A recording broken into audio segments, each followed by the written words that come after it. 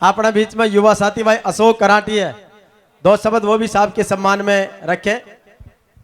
एक बार जोरदार जयघोष के साथ इस सिरोंज की धन्य धरा को देवतुल्य धरा के रूप में सुशोभित करेंगे। बोलिए सांवरिया सेठ की। आदरणीय प्रोफेसर सांवरमल जी जाट साहब जैसा व्यक्तित्व, वैसा जन्म लेना बहुत सौभाग्य से मिलता है। गांव की छोटी सी नन्ही सी गलियों से, एक 50 घरों की बस्ती से एक किसान के घर एक बच्चा पैदा होता है जो अपनी मेहनत, अपनी लगन और अपनी प्रतिभा के बदौलत संपूर्ण देश में, चाहे शिक्षा, व्यवसाय, राजनीति, समाज सेवा, हर क्षेत्र में इस किसान वर्ग का, इस समाज का, इस जिले का, इस राजस्थान का नाम उन्होंने रोशन किया है। देश की संसद तक जाने वाले बहुत विरले ऐसे लोग होते हैं। आदरणीय सतपाल मलिक साहब ने कहा था कि लगा ना सका कोई उसके कद का अंदाजा, वो आसमां था पर सर झुका के चलता था। यानी उस महान व्यक्तित्व का जी शख्सियत थी कितनी बड़ी थी।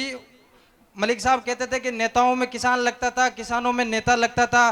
कितने ऐसे लोग होते हैं जो लोकसभा से लेके विधानसभा से लेके हर स्तर के पंचायतों में सदस्य होने के साथ ही हर स्तर पर हर व्यक्ति की सेवा में तत्पर रहते हैं। मुझे तो इस उम्र में उनके नक्शे कदम पर चलते हुए बहुत जीवन में अच्छे कार्य सीखने को मिले हैं।